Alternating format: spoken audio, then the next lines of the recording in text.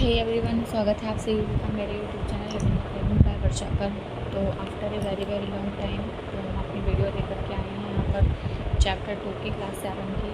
और यह आपको जो वीडियो है आने वाले सभी एग्ज़ाम्स के लिए हेल्प करने वाली है। जैसे कि आप सभी को पता ही है कि अभी कुछ समय बाद अब नई नई वैकेंसीज आ रही हैं और NCERT सभी एग्ज़ाम्स में पूछी जाती है।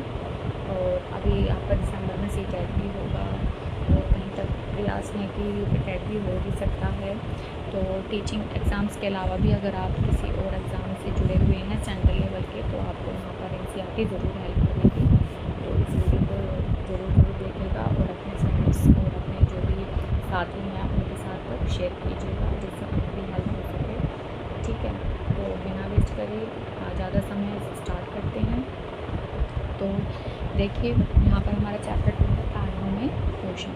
ठीक है, तो यहाँ पर देखिए आप पादप पौधे भोजन प्रकाश संश्लेषण द्वारा स्वयं बना सकते हैं, परंतु प्राणी जंतु ऐसा नहीं कर सकते। उन्हें अपना भोजन प्रत्यक्ष या परोक्ष रूप से पौधों से प्राप्त करते हैं, है ना। जैसे कि आपको पता ही है कि क्या होता है कि जो पेड़ पौधे जो हमारे पेड़ पौधे होते हैं वो अपना खाना स्वयं बनाते हैं।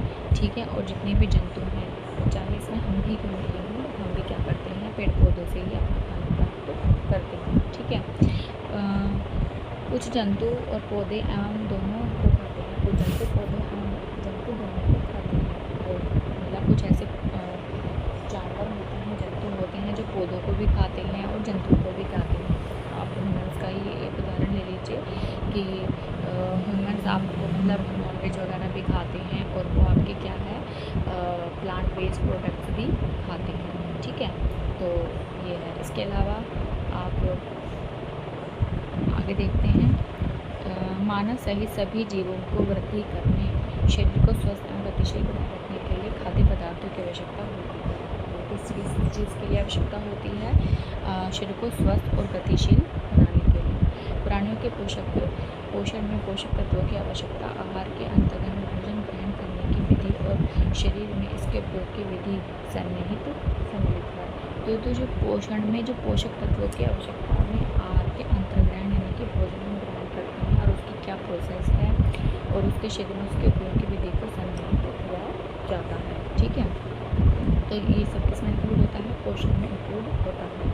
ठीक है, तो हम जानते हैं आगे क्या क्या चीज़ें होती हैं। कार्बोहाइड्रेट जैसे कुछ संगठन जटिल पदार्थ हैं, अनेक जंतु इन जटिल पदार्थों का उपयोग सीधे इसी रूप में नहीं कर सकते, अतः सरल पदार्थों में बताना आवश्यक होता है। जो कार्बोहाइड्रेट होती है वो हमारी क्या होती है कि हम उसको डायरेक्टली क्या है मतलब यूज़ नहीं कर सकते हैं। हम पहले उसको क्या करेंगे सरल पदार्थों में तोड़ेंगे, उसके बाद ही क्या होगा हम हमारा जो बॉडी है उसको अच्छे से यूटिलाइज कर पाएगा। जटिल खाद्य पदार्थों को सरल खाद्य पदार्थों में जटिल खाद्य पदार्थों में परिवर्तित होना या टूटना विखंडन कहलाता है तथा इस प्रक्रम को पाचन कहते हैं। यानी कि मान लो आपने कार्बोहाइड्रेट्स को इनटेक किया है और उसका क्या है छोटे छोटे टुकड़ों में विखंडन हो गया है। ठीक है, वो छोटे पार्ट्स में क्या है टूट गया है, तो इसी प्रक्रिया को हम क्या कहते हैं पाचन कहते हैं। ठीक है, जैसे कि आप यहाँ पे इस चित्र में भी देख सकते हैं, छोटा सा इन्होंने डायग्राम बना रखा है कि जटिल पदार्थ होता है काफ़ी बड़ा बना हुआ है और यहाँ पर क्या है इनको छोटे छोटे जब पाचन होता है तो जटिल पदार्थ में टूट गया, तो यानी कि सरल पदार्थ है जिसको हमारी बॉडी अच्छे से यूटिलाइज कर सकती है। ठीक है, इसके आगे हम देखते हैं खाद्य अंतर्ग्रहण की विधियाँ। अलग अलग जो आपके प्लांट्स होते हैं या अलग अलग तरह के जंतु होते हैं, ह्यूमन्स होते हैं, उन सब में क्या होती है कि अलग अलग आपकी ये वो होती है खाने के तरीके होते हैं वो अलग अलग होते हैं। इसके बाद हम आगे देखते हैं जैसे कि पहला है मधुमक्खी मरमर पक्षी यानी कि हमिंगबर्ड पौधे का मकरंद चूसती है, मानव या अन्य कुछ जंतुओं में शिशु माँ का दूध पीती हैं। सर्पवंश के प्राणी अपने शिकार को समूचा ही निकल लेते हैं। कुछ जलीय प्राणी अपने आसपास पानी में तैरते हुए खाद्य कणों को छाप कर उनका भक्षण करते हैं। ठीक है, तो जैसा आपको पता ही होगा जो मधुमक्खी है आपने देखा होगा प्लांट्स पर कई बार वो बैठी रहती है, फूलों पर बैठी है, उसका मक्खी चूसती है, रस चूसती है। ठीक है, माँ जैसे बच्चे होते हैं छोटे वो अपनी मम्मी का दूध पीती हैं ये सब चीज़ें हैं। और जो आपके इस जैसे सांप वगैरह होते हैं, ये क्या करते हैं कि उनको पूरा ही क्या कर लेते हैं, निगल लेते हैं। ठीक है, इसके अलावा आगे हम बढ़ते हैं तो यहाँ पर देखिए अलग अलग जंतु दे रखे हैं, घोंघा, चींटी, चील, मगरमच्छ, ये सब किस तरीके से आहार लेते हैं और आहार की इनमें क्या विधि है। जैसे घोंघा होता है तो वो किस तरीके से विधि, चींटी होती है वो भी आपकी क्या करेगी, सब कर लेगी। और आहार कैसे लेती है वो भी दूसरे पर डिपेंड होती है। चील भी क्या होती है कि मतलब अपनी चोंच से उसको मतलब खाती है। और ये सब चीज़ें तो यहाँ पर अलग अलग तरह के हमारे जो जानवर हैं, अलग अलग तरह से वो क्या करते हैं, खाने को अपने अंदर ग्रहण करते हैं। ठीक है, इसके आगे हम बढ़ते हैं। देखो यहाँ पर इन्होंने दिया हुआ भी है ये चीज़ कि जो छीलना, चबाना, काटना, पकड़ना, निगलना, इसमें स्पंजी, चूषण, ये सब क्या है, विधियाँ हैं, आहार की विधियाँ हैं जो क्या होती हैं, अलग अलग जंतुओं द्वारा ग्रहण की जाती है। मतलब चीज़ों को उनको इनटेक किया जाता है इन तरीके से। ठीक है, इसके बाद देखिए कि स्टार फिश यहाँ पर आपको दिख रही होगी। स्टार फिश तारा मछली है, कैल्शियम कार्बोनेट का कठोर कवच वाले जंतुओं को आहार करती है। यानी कि क्या है, जिन जंतुओं में कैल्शियम कार्बोनेट का कठोर कवच होगा वो उन्हीं को क्या करेगी, उनका ही आहार करेगी। कवच खोलने के बाद ये अपने मुख से अपना आमाशय बाहर निकालती है तथा जंतु के कोमल भाग को खाती है। आमाशय वापस शरीर में चला जाता है तथा आहार धीरे धीरे पहुँचता है। ठीक है, तो यानी कि क्या है, जो ये स्टार फिश होती है क्या करती है, खाने को अलग मतलब देती है, जिसमें क्या होते हैं, कैल्शियम कार्बोनेट, क्या होते हैं, कैल्शियम कार्बोनेट होती हैं। उसके बाद क्या करती है, जो सॉफ्ट पार्ट होता है ना, आप अपने जो क्या करती है, मुख को पहले अपने कवच से बाहर निकालती है और जंतु का जो कोमल भाग होता है के अंदर में जो मांसपेशियाँ सॉफ्ट पार्ट होगा उसको क्या करके खा लेती है। और फिर क्या है, धीरे धीरे जो आहार होता है उसके अंदर जाता है और धीरे धीरे वो खाती पचता रहता है और उसका पेट बढ़ता रहता है। ठीक है, इसके बाद मानव में पाचन किस तरीके से होता है, यहाँ पर है हमारा। ठीक है, कि हम लोग खाना खाते हैं तो किस तरीके से हमने खाना खाया, पहले कहाँ गया, फिर दूसरी बार कहाँ गया, तीसरी बार। तो ये सब चीज़ें हम यहाँ पर देखेंगे कि मतलब पाचन किस तरीके से होता है। ठीक है, और उसके बाद उसका क्या होता है, पाचन होने के बाद में कैसे हमारी बॉडी उसको लेती है और कैसे वेस्ट को बाहर निकाल देती है। ठीक है, अपने मुख द्वारा भोजन का अंत ग्रहण करते हैं, इसे पचाते हैं तथा फिर उसका उपयोग करते हैं। ठीक है, भोजन एक सतत नली से गुजरता है जो मुख गुदा से प्रारंभ होकर गुदा तक इस नली को विभिन्न भागों में बांट सकती हैं। मुख गुहिका, ग्रास नली, ग्रसिका, आमाशय, क्षुद्रांत, बृहदांत्र और जो मलाशय से जुड़ी है तथा राष्ट्र होता है मंगोलिया गुदा। आप ये जो है सारी जो भी आपने पार्ट्स देखे हैं साथ के साथ आप ये देख सकते हैं सब 6 के 6 कि देखो ये आपकी मुख गुहिका हो गई, ये आपका फिर यहाँ पर आमाशय हो गया, फिर आपकी क्षुद्रांत, बृहदांत्र, मलाशय। ठीक है, ये सारे क्या होते हैं आपके होते हैं, ग्रास नली होती है। ग्रास नली ये जो आपकी ग्रसिका है इनकी ग्रास नली होती है। तो 1 2 3 4 5 6 तो ये 6 आपकी क्या होती हैं, 5 अपने आपको स्टेजेस होती हैं जिनसे खाना गुजरता है। ठीक है, तो ये सभी भाग मिलकर आहार भाग यानी कि पाचन नली का निर्माण करते हैं। जैसे जैसे भोजन विभिन्न भागों से गुजरता है उसके विभिन्न का पाचन भी क्रमिक रूप से होता जाता है। मनुष्य की आंतरिक ग्रंथि, क्षुद्रियाँ तथा आहार नाल से संबंधित ग्रंथियाँ जैसे कि लाला ग्रंथि, प्रथमाशय पाचक ग्रंथि स्रावित करती हैं। पाचक जटिल पदार्थों को उनके सरल रूप में बदल देती हैं। आहार नाल एवं संबंध ग्रंथियाँ मिलकर पाचन तंत्र का निर्माण करती हैं।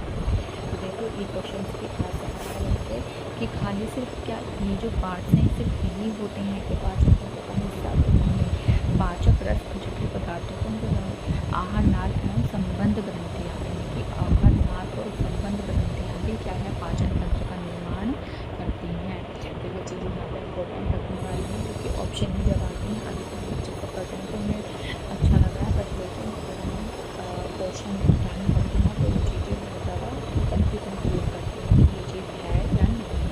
तो आपको ध्यान रखना है कि जो आहार नाल में ये सारे पार्ट चाहे वो लाला ग्रंथि हो, प्रथो, पित्ताशय हो, ये सब भी क्या करते हैं आपके पाचन तंत्र का काम मतलब उनकी हेल्प करते हैं जो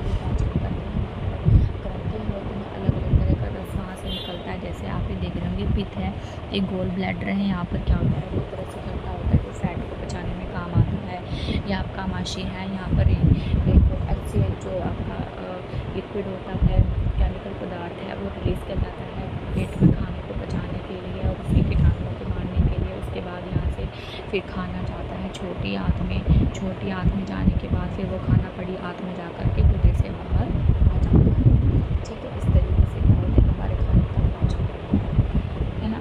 मुख एवं मुख्य रोग, हम इसके बारे में थोड़ा और डिटेल्स में जानते हैं कि क्या है। भोजन का अंतर्गत मुख्य भाग होता है आहार को शरीर के अंदर लेने की क्रिया प्रदान कहलाती है।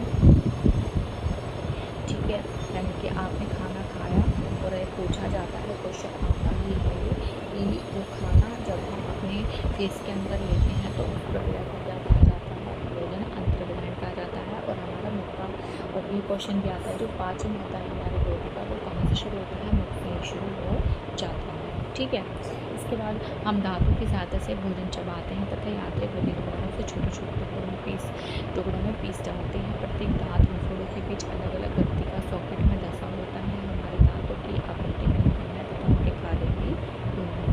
तो आप यहाँ पर देख रहे हैं कि ये दांतों का हमारा स्ट्रक्चर दिया हुआ है, किस तरीके से हमारे दांत होते हैं। तो सामने के जो हमारे कृंतक होते हैं, जिन्हें हम इंसिजर भी बोलते हैं, इस साइड्स में हमारे क्या होते हैं, रतन यानी कि हम कैनाइन बोलते हैं। और ये जो ये वाले जो दांत आप देख रहे हो, ये हमारे प्रीमोलार्स होते हैं। और ये वाले जो लास्ट के 3 दांत होते हैं हमारे होते हैं लार। ठीक है, और आपको पता भी होगा कि जो हमारा दांतों का मतलब एक फॉर्मूला होता है ना, 21-26 करके होता है, 21 गुना 26, 21-26 करके होता है। मतलब 2 दांत हमारे ये नीचे हैं। ठीक है, कृंतक 1 2 3 4 24-21 ऐसे करके होता है ना। हमारा दांतों का फॉर्मूला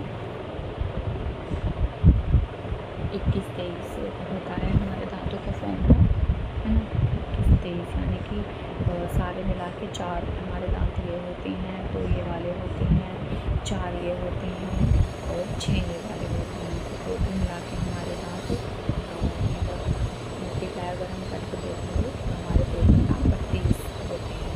ठीक है, इन सबको प्लस जब हम करेंगे डबल तो हमारे सब दांत क्या है, 32 आ जाएंगे। ठीक है, आगे बढ़ते हैं, हम आगे देखते हैं। इसके अलावा हमारे मुख में लाला ग्रंथि होती है जो लाला रस का स्रावन करती है। हमारे सलाइवा जो होता है लाल टाइप का जो होती है हमारी, तो हमारी लाला ग्रंथियाँ होती हैं जो लाला रस का क्या करती है, स्रावन करती हैं। देखिए आगे हाँ यहाँ पर ये बात गया है नीचे कि जो हमारे दांत होते हैं, निचला जबड़ा दांतों की संख्या 4 होती है, ऊपरी जबड़ों में भी 4 होती है, 8 होती हैं। सिर में फाड़ने वाले नीचे 2 ये 4 होती हैं, और ये चबाने पीसने वाले 10 होते हैं। तो हमारे इस तरीके से क्या हमारे दांत होते हैं। ठीक है, इसके बाद हमारे दांतों का प्रथम से शैशव काल में निकला है, परंतु 8 वर्ष की आयु तक की सुविधा निकल जाते हैं, दूध के दांत खाते हैं। शैशवास तक जो हमारे दांत होते हैं वो हमारे दूध के दांत होते हैं। 8 साल या 7 साल की उम्र तक क्या है वो दांतें गिर जाते हैं। उसके बाद फिर हमारे नए दांतों की ग्रोथ होती है, जिन्हें हम क्या कहते हैं, स्थायी दांत कहते हैं। समानुवर्ती ये स्थायी दांत पूरे जीवन भर बन जाते हैं तथा फिर वृद्धावस्था में प्राप्त करने लगते हैं। ठीक है, तो ये होता है। इसके बाद आगे देखते हैं मिठाइयाँ और दंतशय। ठीक है, मिठाइयाँ और दंतशय के बारे में पढ़ते हैं हम कि क्या होता है। जीवाणुओं के बीच फंसे भोजन की शर्करा का विघटन कर अम्ल निर्वाचित होता है। कई बार मान लो हम खाना खाते हैं, तो खाना खाने के बाद हमारी कुछ चीज़ें क्या है, दांतों में ऐसे फंसी रह जाती हैं। जब वो फंसी रह जाती हैं तो क्या होती है, कुछ समय बाद क्या होता है, उनसे एक एसिड या अम्ल निकलने लगता है। ठीक है, जो अम्ल धीरे धीरे दांत को क्या करता है, छद्म हो जाता है। इसे दंत छय कहते हैं। यदि समय रहते इसका उपचार नहीं किया जाए तो दांतों में ऐसा जाते हैं। यानी कि अगर हमने खाने के बाद अगर कुल्ला नहीं किया है, अच्छे से दांतों को साफ नहीं किया है, तो क्या होगा कि हमारे दांत में थोड़ा एसिड बनेगा और ये बहुत ज़्यादा वीक हो जाएंगे, और ऐसे करते करते क्या होगा, हमारे दांतों में दंत छय हो जाएगा और एक क्या है, कैविटी से बन जाएगी। ठीक है, तो प्रत्येक व्यक्ति को कम से कम दिन में 2 बार ब्रश करना चाहिए। ठीक है ना, तो अपने दांतों का ध्यान रखना चाहिए। इसके आगे है लाला रस चावल के मंड को शीघ्रता में बदल देता है। यानी कि जो हमारी फेस, जो हमारे मुंह के अंदर की जो लाला रस निकलता है वो क्या होता है, वो मंड को, यानी कि जो स्टार्च होती है उसको ग्लूकोज में क्या है, बदल देता है। ग्लूकोज स्टार्च का एक छोटा रूप है। ठीक है। जीभ एक मांसपेशी या अंग है जो पीछे की और मुखौला के अगर से जुड़ी होती है। इसका अग्रभाग स्वतंत्र होता है और किसी भी दिशा में मुड़ सकता है। आगे देखते हैं जीभ का स्ट्रक्चर ऐसा होता है और यहाँ पर हमारी स्वाद की मतलब पार्ट्स हैं जो जिनसे हमें खट्टे मीठे नमक का पता चलता है। ठीक है। तो जीभ पर हमारी स्वाद नलिकाएं होती हैं। इसके अलावा आगे देखते हैं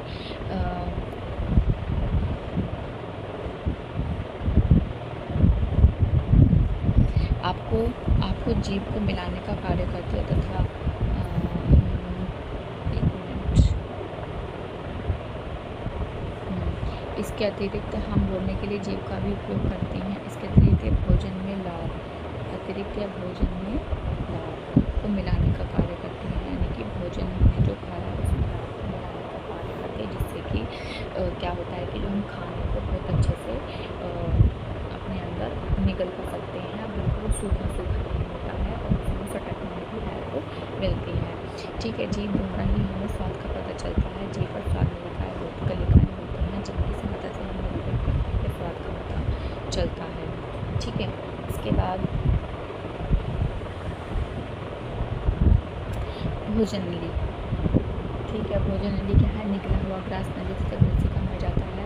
ग्रसिका गले वक्ष से होती हुई जाती है। ग्रसिका की भित्ति के संकोचन से भोजन नीचे की ओर सरकता है। वास्तव में संपूर्ण आहार नाल संकुचित होती रहती है। यह गति भोजन को नीचे की ओर धकेलती है। कभी कभी हमारा आवश्यक खाए हुए भोजन को स्वीकार नहीं करता, फलस्वरूप भगवान द्वारा उसे बाहर निकाल दिया जाता है। तो जैसे जैसे हम खाना खाते हैं अपने फेस के अंदर और फिर क्या है, वो हमारी एक ग्रसिका यानी कि ग्रास नली होती है, इसमें क्या होता है, जाना शुरू हो जाता है। और यहाँ पर ऐसे छोटे छोटे इस तरह की इसकी स्ट्रक्चर होता है और ये संकोचन इस तरीके से होता है ना, संकोचन इस तरीके से होता है। मतलब आप खाते रहेंगे वो नीचे खाना नीचे की ओर ऐसे ऐसे जाता चले जाएगा। संकोचन होता है ऊपर नीचे करके क्या है, नीचे जाता रहता है। ठीक है। खाना जब हम खाते हैं तो इसके बाद ऐसी घटना है। ठीक है। ये भोजन हो गया आपका और आपकी ग्रसिका, और इस तरीके से धीरे धीरे क्या है, आमाशय में जाता है। ठीक है। इसके बाद आमाशय, कौन सा हमारा पार्ट आता है, आमाशय। आमाशय मोटी भित्ति वाली फैलनुमा संरचना होती है। अच्छा, एक चीज़ और है कि अभी तक हमने क्या पढ़ा था, हमारा मुख होता है, मुख के बाद हमारी क्या होती है, ग्रसिका आती है, और ग्रसिका के बाद क्या आता है, हमारा आमाशय क्या आता है, आमाशय, है ना। ये सीक्वेंस भी याद रखना है। बहुत खास है, टाइम्स क्या है, इस क्वेश्चन को भी पूछा जाता है कि जो हमारे मतलब पाचन तंत्र होते हैं, हमारे पाचन के जो अंग होते हैं, उनका जो सही क्रम है, यानी कि भोजन हमारा किस किस पार्ट से कब कब होकर गुजरता है, ये इसके बाद क्या है, इसके बाद क्या आएगा, वो वाला क्रम बताना होता है। तो आपको ये चीज़ें ध्यान रखना है। ठीक है। थैलीनुमा संरचना होता है, ये चपटा एवं जियाकार आकृति का होता है। आंत का सबसे चौड़ा भाग होता है। यह एक और ग्रसिका से खाद्य पदार्थ दूसरी तरफ जो प्रांत में खुलता है। ठीक है। ये है आमाशय का आंतरिक स्तर। आमाशय का आंतरिक स्तर सतह श्लेष्मल हाइड्रोक्लोरिक अम्ल तथा पाचक स्रावित करता है। श्लेष्मल आमाशय के आंतरिक स्तर को सुरक्षा प्रदान करता है, से जीवाणु को नष्ट करता है जो भोजन के साथ वहीं तक पहुँच जाते हैं। साथ ही माध्यम को रहता है, जिससे यह पाचक रसों की अलग करने में सहायता मिलती है। पाचक रस प्रोटीन को सरल पदार्थों में विघटित कर देता है ना। तो क्या होता है कि जो हमारा एल्सियम होता है वो हमारा यहाँ पर बनता है और वो जीवाणु को नष्ट करता है। ठीक है। माध्यम को अम्लीय बनाता है, जिससे क्या होता है, पाचक रस क्रिया में सहायता मिलती है और प्रोटीन को सरल पदार्थों में विघटित करने का भी काम करता है। ठीक है। यहाँ पर ध्यान रखनी है ये चीज़ें। आगे बढ़ने से पहले इस पैराग्राफ को देख लेते हैं। जब आप जल्दी जल्दी खाते हैं तो आपको खांसी होती है, घुटन महसूस होती है, खाद्य नमक सांस लेने में प्रवेश होने के कारण ऐसा होता है। ग्रसिका से आने वाली वायु को फेफड़े तक ले जाती है।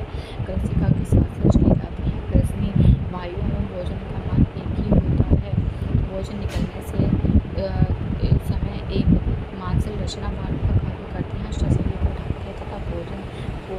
ग्रसनी में भेज देता है। भोजन के कारण श्वास नली वेस्ट हो जाती हैं, तो हम का लोग होता है आजकल कई बार होते हैं ना, जैसे हम खाना खाते रहते हैं और हमारे क्या होता है गले में फंदा लग जाता है, एकदम से तेज खांसी आती है। तो जो हमारी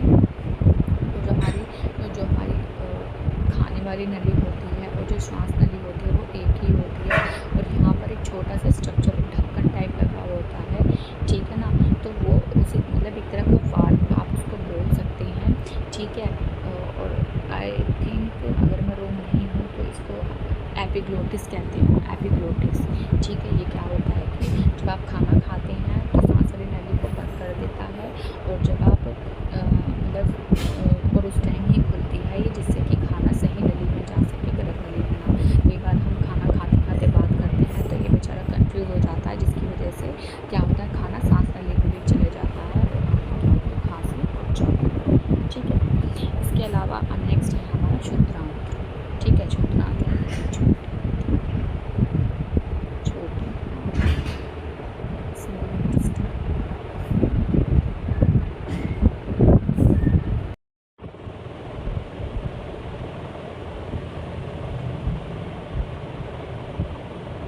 क्षुद्रांत हमारे नेक्स्ट टॉपिक है क्षुद्रांत। क्षुद्रांत लगभग 7.5 मीटर लंबी अत्यधिक कुंडलित नली है। यह यकृत एवं अग्नाशय से स्राव प्राप्त करती है।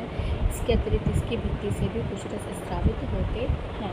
क्षुद्रांत को हम क्या कहते हैं? छोटी आंत, ठीक है। छोटी आंत या फिर हम इसको कहेंगे स्मॉल इंटेस्टाइन, ठीक है। तो क्या होता है देखो, अब मैं आपको ऊपर चित्र में दिखा देती हूँ कि ये हमारा डायग्राम था, और आप देखिए यहाँ पर अगर मैं इसको थोड़ा सा बड़ा कर देती हूँ तो देखिए ये हमारा अमाशय है, ठीक है। और ये अमाशय जब यहाँ से जा कर के खाना हमारा जो बच जाता है आगे कहाँ पर ट्रांसफ़र हो रहा है? छोटी आंत में। ये जो आप देख रहे हैं हमारी क्या है? छोटी आंत, ठीक है। इसे हम क्षुद्रांत, छोटी आंत और स्मॉल इंटेस्टाइन कहते हैं, ठीक है। और ये कहाँ से रस प्राप्त करती है? अग्नाशय से, है ना। और आपके यकृत से भी कुछ रस क्या है ये प्राप्त करती है, जो भोजन को डाइजेस्ट करने में क्या है? हेल्प करते हैं, ठीक है। तो डिटेल में हम पढ़ते हैं इसके बारे में। तो कुछ रस स्रावित और अपने भी कुछ क्या करती है, ये रस को स्रावित करती है। इसके बाद देखिए अमाशय के बाद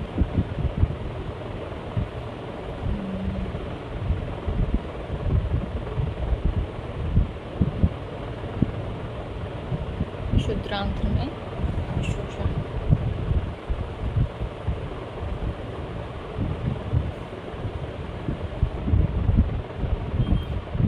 तो आप ये देखिए यहाँ पर जो बात की गई है यकृत और अग्नाशय की, तो उसके बारे में यहाँ पर छोटी सी डिटेल दी गई है कि वो चीज़ें क्या होती हैं और कैसे वर्क करती हैं। यकृत गहरे लाल भूरे रंग की ग्रंथि है जो उदर के ऊपरी भाग में दाहिनी के दक्षिण ओर अवस्थित होती है।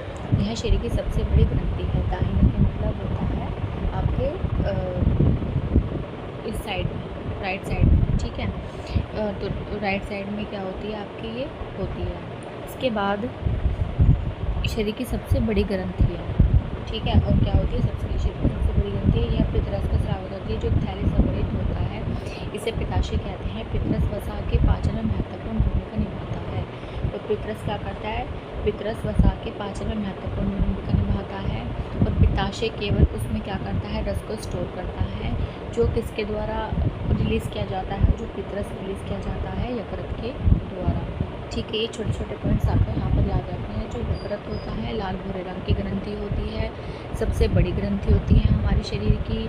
पितरस का स्रावन करती है जो पित्ताशय में इकट्ठा होता है। और पितरस किस में काम आता है? वसा के पाचन में ये काम आता है, ठीक है। इसके बाद आप ये देखिए नेक्स्ट है अग्नाशय। हल्के पीले रंग की, ये हल्के पीले रंग की ग्रंथि होती है जो अमाशय के ठीक नीचे होती है। अमाशय के नीचे होती है। अग्नाशय ग्रस्त कार्बोहाइड्रेट एवं प्रोटीन पर क्रिया करता है तथा इनको उनके सरल रूप में परिवर्तित कर देता है। जो अग्नाशय होता है वो क्या करता है? कार्बोहाइड्रेट एवं प्रोटीन पर कार्य करता है, ठीक है। तो यकृत यानी कि जो पितरस होता है वो हमारा वसा पर काम कर रहा है, और जो अग्नाशय रस है हमारा यानी कि जो पैनक्रियास से निकला हुआ जो रस होता है वो किस पर काम कर रहा है, वो कार्बोहाइड्रेट प्रोटीन को पचाने में काम कर रहा है। आंशिक रूप से पचा हुआ भोजन शुक्रांत के निचले भाग में पहुंचता है, जहाँ रसपाचन क्रिया को पूर्ण कर देता है। कार्बोहाइड्रेट सरल शर्करा जैसे कि ग्लूकोज में कन्वर्ट हो जाती हैं। वसा अम्ल एवं ग्लिसरॉल में तथा प्रोटीन अमीनो अम्लों में परिवर्तित हो जाती है। तो वसा जो अपनी शॉर्टेस्ट फॉर्म क्या है वसा की, ग्लिसरॉल या वसा अम्ल होते हैं, और प्रोटीन की स्मॉलेस्ट फॉर्म क्या है, अमीनो अम्लों में परिवर्तित हो जाते हैं। और कार्बोहाइड्रेट की क्या है, ग्लूकोज है। ठीक है।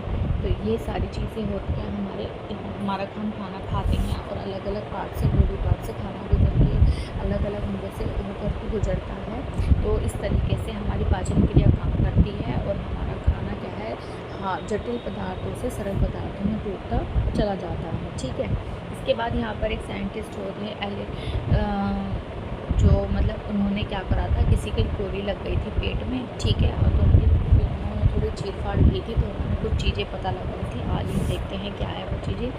1822 में अलेक्सिस सेंट मार्टिन नामक व्यक्ति गोली लगने के कारण बुरी तरह से घायल हो गए थे। गोली वक्ष क्षतिग्रस्त हो गया था, आमाशय में एक छिद्र हो गया था, उसे विलियम ब्यूमॉन्ट नामक अमेरिकी सैनिक चिकित्सक के पास ले जाया गया। आमाशय का छिद्र भलीभांति बंद न कर सके, छिद्र को पट्टी से ढक दिया। ब्यूमॉन्ट को छिद्र से आमाशय के अंदर झांकने का दुर्लभ अवसर प्राप्त हुआ। ब्यूमॉन्ट ने देखा कि आमाशय भोजन का मंथन कर रहा था, इसकी भित्ति से तरल स्रावित हो रहा था जो भोजन को पचा सकता था। उसने आमाशय शुक्रांत में भी तभी खोला जब आमाशय में भोजन का पाचन पूरा हो जाता है। यानी कि आप ये देख सकते हैं, जो भी ये डॉक्टर थे, अमेरिकी चिकित्सक थे, इन्होंने क्या करा, जब उनके पेट में इस तरीके से गोली लग गई तो उसको अच्छे तरह से उन्होंने क्या ऑब्ज़र्व किया और देखा कि किस तरह से आमाशय की जो हमारा HCl होता है वो किस तरह से काम करता है, किस तरीके से हमारे आमाशय में सारे स्ट्रेस काम कर रहे हैं, पाचन कर रहे हैं, और आगे जाके वो किस तरीके से क्या है, शुक्रांत जो है वो ओपन हो रही है। ठीक है। इसके बाद आता है हमारा शुद्धांत में अवशोषण, यानी कि एब्जॉर्ब। हमने जब खाना खाया है, हम खाना क्यों खाते हैं, जिससे कि वो हमारी बॉडी में क्या हो, एब्जॉर्ब हो जाए, अवशोषित हो जाए। तो वो कहाँ पर होता है, वो प्रोसेस होता है आपका शुद्धांत में ही होता है। ठीक है। बचा हुआ भोजन अवशोषित होकर शुद्धांत की भित्ति में स्थित रुधिर वाहिकाओं में चला जाता है। इस प्रक्रम को अवशोषण कहते हैं, है ना। क्या होता है कि जैसे हमने खाना खाया तो शुद्धांत की जो भित्तियाँ होती हैं वहाँ पर रुधिर, वहाँ से वो कहाँ चला जाता है, रुधिर वाहिकाओं में, और जब रुधिर वाहिकाओं में जाता है तो वहाँ पर ही हम उसको क्या कहते हैं, अवशोषण कह देते हैं। शुद्धांत के आंतरिक भित्ति पर अंगुली के समान उभरी हुई संरचना होती है, जिन्हें दीर्घ या रसायनपुर कहते हैं। ठीक है। ऐसे मतलब जो हमारी ये मान लो हाथ हो गए और उसके ऊपर ऐसे छोटे छोटे वो बने रहते हैं बहुत सारे। ठीक है। तो जो वो छोटे छोटे से बने रहते हैं, इस तरीके से क्या होता है, जब हम खाना खाते हैं तो वो अपने अंदर क्या कर लेते हैं, उनको अवशोषित कर लेते हैं, और वहाँ से अवशोषित होने के बाद क्या है, वो हमारे ब्लड में जाकर मिल जाता है, और वहाँ से ही हमारी बॉडी को ऊर्जा मिलती है, और हमारे बॉडी के अलग अलग पार्ट्स तक वो खाना पहुँच जाता है। दीर्घ में पचे हुए भोजन के अवशोषण हेतु तल क्षेत्र बढ़ा देते हैं। प्रत्येक दीर्घ में सूक्ष्म रुधिर वाहिकाओं का जाल फैला रहता है। दीर्घ की सतह से पचे हुए भोजन का अवशोषण होता है तथा यह रुधिर वाहिकाओं में चला जाता है। अवशोषित पदार्थों का स्थानांतरण रुधिर वाहिकाओं द्वारा शरीर के विभिन्न भागों तक होता है, जहाँ उनका उपयोग जटिल पदार्थों को बनाने में किया जाता है। इस प्रक्रिया को सांद्रीकरण कहते हैं। यानी कि हम क्या समझे कि हमने पहले क्या कर, जटिल पदार्थ लिए, जटिल से हमने पहले उनको सरल बनाया, और सरल से दोबारा से क्या हो रहा है, वापस वो जटिल पदार्थ बना रहे हैं। यानी कि हमारी बॉडी को में जहाँ पर जिस भी चीज़ की रिक्वायरमेंट है वहाँ पर वो जा कर के बन रही है, और उसी चीज़ को हम क्या कर रहे हैं, उसी प्रक्रम को हम कह रहे हैं स्वांगीकरण। ठीक है। कोशिकाओं में उपस्थित ग्लूकोज का विघटन ऑक्सीजन की सहायता से कार्बन डाइऑक्साइड एवं जल में हो जाता है। तो जो उपस्थित कोशिकाएं ग्लूकोज होता है हमारी कोशिकाओं में, जब उसका विघटन होता है तो ऑक्सीजन की सहायता से कार्बन डाइऑक्साइड और जल में हो जाता है। तो ग्लूकोज का विघटन किसमें हो जाता है, ऑक्सीजन की सहायता से कार्बन डाइऑक्साइड और जल में। और ऊर्जा क्या होती है, मुक्त होती है। भोजन का वह भाग जिसका पाचन नहीं हो पाता, अवशोषण नहीं पाता होता, बृहदान्त्र में भेज दिया जाता है। बृहदांत्र होती है और गुदा द्वारा यह मल बाहर बृहदांत्र। इसके बाद हमारी क्या जाती है बृहदांत्र क्षुद्रांत्र की अपेक्षा चौड़ी एवं छोटी होती है। यह लगभग 1.5 मीटर लंबी होती है। ठीक है, अगर आप लंबाई में देखेंगे तो यह हमारी क्षुद्रांत्र होती है वो ज़्यादा बड़ी होती है। ठीक है, बट अगर आप चौड़ाई में देखेंगे, चौड़ाई में क्या होती है हमारी बृहदांत्र बड़ी होती है, चौड़ी होती है। ठीक है, और लंबाई में क्या होती है छोटी होती है और इसकी जो लंबाई है वो कितनी होती है 1.5 मीटर लंबी है।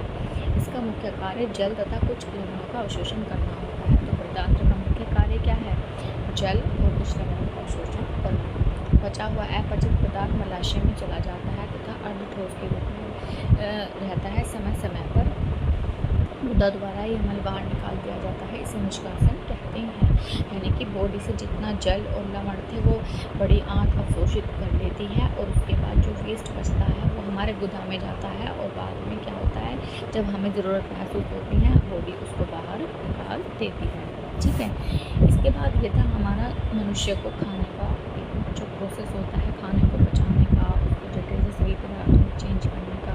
ठीक है, अभी क्या है कि हम देखेंगे कि घास वाले जंतुओं में पाचन कैसे होता है। ठीक है, तो गाय भैंस घास खाने वाले शाकाहारी लगातार जुगाली करते हैं। जब वो नहीं खा रहे होते हैं वास्तव में तो पहले घास को जल्दी जल्दी निकलकर अमाशय में एक भाग में भंडारित कर लेती हैं। यह भाग रोमेन प्रथम अमाशय कहलाता है। रोमिनेंट में अमाशय 4 भागों में बटा होता है। रोमेन में भोजन का आंशिक भाग पाचन होता है जिसे जुगाल कट कहते हैं, परंतु बाद में जंतु इसको छोटे पिंडकों के रूप में पुनः मुख में लाता है तथा जिसे जबाता है। ठीक है, जैसे आपकी गाय घास खा रही है, इसने पहले जल्दी खाना खा के खाने इकट्ठा कर लिया और जो बाद में क्या होगा कि क्या करेगी, थोड़ा थोड़ा खाना वापस लेगी और जुगाली करती रहती है। ठीक है, इस तरीके से क्या है ये अपना खाने का उनका तरीका होता है अपना खाने का पचाने का। ठीक है, तो जुगाली करती इस प्रक्रम को रोमंथन जुगाली कहते हैं तथा ऐसे जंतु रोमिनेंट अथवा रोमंथी कहलाते हैं।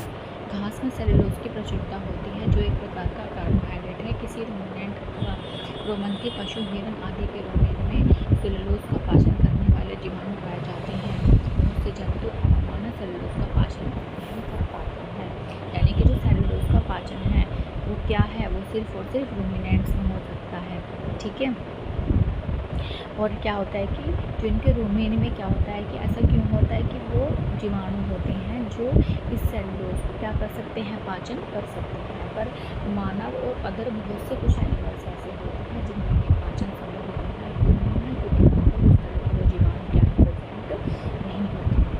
ठीक है, इसके बाद जानवरों जैसे घोड़ा खरगोश आदि में क्षुद्रांत्र एवं बृहदांत्र के बीच एक थैलेनुमा बड़ी संरचना होती है जिसे अंधनाल कहती हैं।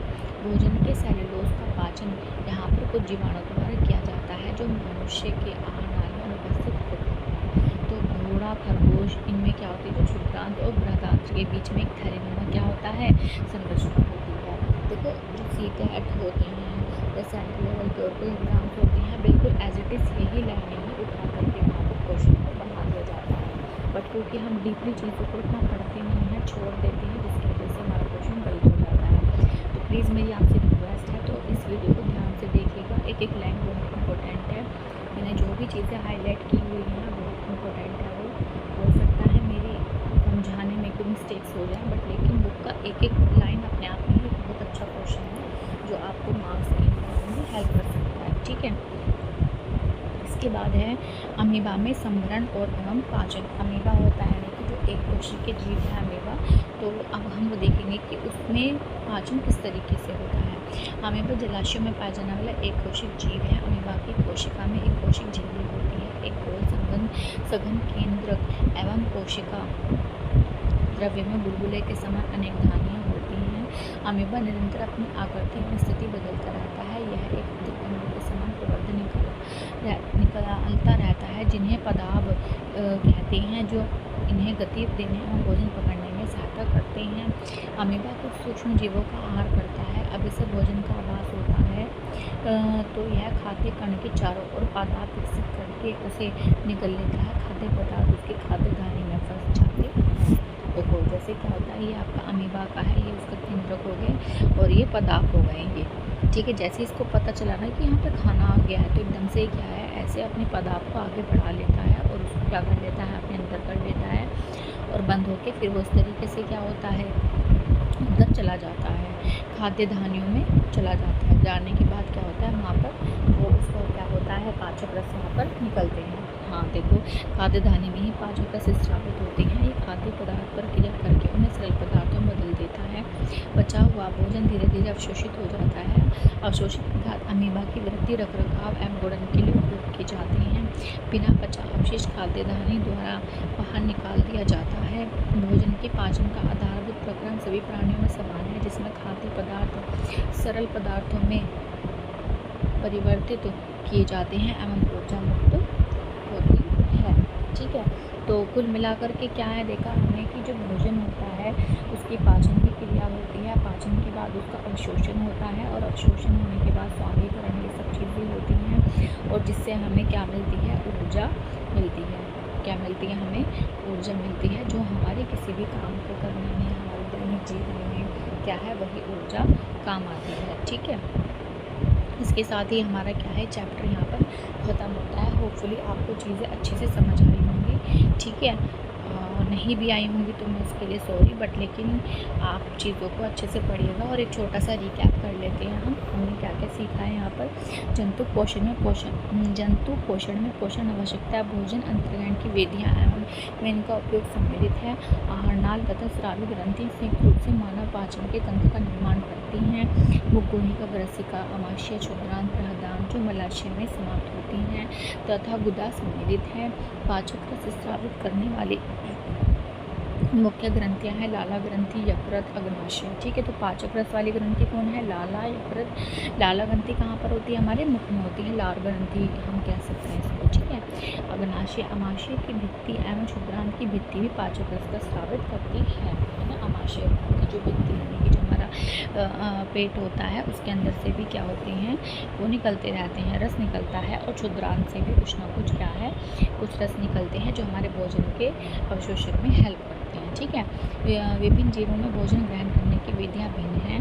पोषण एक जटिल प्रक्रम है, इसमें अंतर्ग्रहण, पाचन, अवशोषण, स्वांगीकरण और निष्कासन। देखो ये भी मोस्ट इम्पोर्टेंट है और इससे भी क्वेश्चन बनते हैं कि जटिल और मतलब इनका क्रम पूछा जाता है कि हम जब खाना खाते हैं तो किस तरह का मतलब जो प्रक्रम होता है फॉलो किया जाता है। तो पहले अंतर्ग्रहण यानी कि खाना, फिर पचाना, फिर उसका अवशोषण होना, फिर उसका स्वांगीकरण होना। स्वांगीकरण मतलब कि हमने उसको बॉडी में यूज़ कर लिया, वहाँ से ऊर्जा मुक्त हुई है जिसका हम यूज़ कर रहे हैं, और जो वेस्ट बचा है उसका क्या कर दिया है, निष्कासन कर दिया गया है। ठीक है, तो ये हमारे 5 स्टेप होते हैं, ये आपको अच्छे से याद रखने हैं। मंड जैसे कार्बोहाइड्रेट का पाचन मुख में ही प्रारंभ हो जाता है। प्रोटीन का पाचन आमाशय में प्रारंभ होता है। यकृत द्वारा स्रावित पित्त, अग्नाशय से अग्नाशयिक रस एवं क्षुद्रांत भित्ति द्वारा स्रावित पाचक रस की क्रिया से भोजन के सभी घटकों का पाचन क्षुद्रांत में पूरा हो जाता है। जल तथा कुछ लवणों बृहदांत्र में अवशोषित होते हैं। अवशोषित पदार्थ शरीर के विभिन्न भागों को स्थानांतरित कर दिए जाते हैं। बिना पचे अपशिष्ट जिनका अवशोषण नहीं होता बल के रूप में गुदा द्वारा शरीर के बाहर निकाल दिए जाते हैं। ठीक है, और इसके बाद है गाय, भैंस एवं हिरण जैसे खाने वाले जंतु रोमंथी या रुमिनेंट कहलाती हैं। वे पत्तियों का अंतर्ग्रहण तीव्रता से करके उन्हें निगल लेते हैं, रुमेन में भंडारित कर लेती हैं। कुछ अंतराल के बाद भोजन पुनः मुख में आ जाता है। पशु धीरे धीरे जुगाली कर उसे चबाते हैं। अमीबा में भोजन का अंतरण पदार्थ की सहायता से होता है, तो इसका पाचन खाद्य धानी में होता है। ठीक है, इसके बाद हम आ जाते हैं अपने एक्सरसाइज पर। कई बार ऐसा होता है सीटेट के एग्ज़ाम में बिल्कुल सेम यहीं से क्वेश्चन उठा करके रख दिए जाते हैं। एज इट इज़ आपको फिलअप मिलेंगे, बस वहाँ पर ऑप्शन दे दिए जाते हैं, आपको सही गलत भी आपको ऐसे ही मिल जाएंगे। और अदर एग्ज़ाम्स में भी आपको काफ़ी यहाँ पर होती है इन क्वेश्चन की। ठीक है, तो देख लेते हैं। मानव पोषण के मुख्य चरण कौन कौन से, अंतर्ग्रहण, पाचन है, अवशोषण, स्वांगीकरण, निष्कासन। मानव शरीर की सबसे बड़ी ग्रंथि है यकृत। आमाशय में हाइड्रोक्लोरिक अम्ल एवं श्लेष्मल का स्राव होता है। क्षुद्रांत की आंतरिक भित्ति पर अंगुली के समान अनेक प्रवर्धित होते हैं जिन्हें दीर्घ रोम कहते हैं। अमीबा अपने भोजन का पाचन खाद्य धानी में करता है। और हम सही गलत देख लेते हैं। मंड का पाचन अमावस्या में होता है, नहीं। जीभ लाला ग्रंथि का भोजन के रूप में के साथ चलने मिलाने में सहायक होती है, हाँ। पित्ताशय पितरस अस्थायी रूप से भंडारित होता है, सही। कैसे? क्योंकि जो पित्ताशय होता है, पित्ताशय हमारा कहाँ से जो पितरस है कहाँ से आता है, हमारे यकृत से आता है। और जब वो हमें उसका वसा का पाचन करना होता है तब वो करने के बाद में ख़त्म हो जाता है। इसलिए हम क्या कह सकते हैं, तो जो पितरस पित्ताशय में होता है वो अस्थायी होता है। रूमिनेट निकली हुई घास को अपने मुख में वापस लाकर धीरे चबाते हैं, बिल्कुल सही बात है, जैसे कि अभी हमने ऊपर भी पढ़ा था। वसा का अब सही गलत है कुछ, सॉरी टिक द करेक्ट है, यहाँ सही विकल्प है। वसा का पूर्णरूपेण पाचन जिस अंग में होता है वह है क्षुद्रांत्र, बिल्कुल सही बात है। जो वसा का पूर्ण पाचन होता है वो हमारा जाकर के कहाँ होता है, क्षुद्रांत्र में होता है। जल का अवशोषण कहाँ होता है, वृद्धांत्र में होता है। इसके बाद है आपके मैचिंग कार्बोहाइड्रेट शर्करा है उसका पाचन के उत्पाद, यानी कि जो उसका स्मॉलेस्ट फॉर्म है। वसा क्या है, वसा अम्ल और ग्लिसरॉल, और प्रोटीन का है अमीनो अम्ल, ठीक है। इसके बाद दीर्घरोम क्या है, और दीर्घरोम आपको पता है कि आपके क्षुद्रांत्र में पाए जाते हैं, ठीक है। कहाँ पर पाए जाते हैं, क्षुद्रांत्र में पाए जाते हैं। और ये क्या करते हैं कि जो बचा हुआ खाना है उसे अवशोषित कर लेते हैं, और जिसका यूज़ फिर हमारी बॉडी में सांघीकरण के रूप में होकर के होता है, ठीक है। पित्तरस कहाँ निर्मित होता है, पित्ताशय में। और किस घटक किसको मतलब पचाने में काम आता है, वसा को पचाने में काम आता है, ठीक है। अच्छा, कार्बोहाइड्रेट जिसका नाम क्या है, जो जिनका पाचन रूमिनेंट द्वारा किया जाता है परंतु मानव देह, तो वो कौन सी है, सेलुलोज। क्या है वो, सेलुलोज है, जिसका जो पाचन है क्या है, रूमिनेंट कर सकते हैं बट मानव नहीं कर सकते। क्यों? क्योंकि उनके जो मतलब जो रूमिनेंट्स होते हैं उनके आँत में एक जीवाणु होता है जो उसे पचाने का काम करता है, ठीक है। इसके बाद है आहार नाल के कौन से भाग द्वारा क्या काम होता है, बचे भोजन का अवशोषण होता है क्षुद्रांत में, भोजन को चबाने का काम होता है, जीवाणु को नष्ट करते हैं अमाशय में, भोजन का संपूर्ण पाचन होता है क्षुद्रांत में, और मल का निर्माण होता है उदर में, ठीक है। और इसी के साथ क्या है, हमारे चैप्टर फिनिश होता है। एंड अगेन मैं आपको कहती हूँ कि अच्छे से आपको पूरी समझ में आया होगा, आप इसको अच्छे से एंजॉय करना, पढ़ना, ठीक है। और अपने एग्ज़ाम की तैयारी अच्छे से करना, और तो मिलते हैं नेक्स्ट वीडियो में। तब तक के लिए बाय एंड टेक केयर।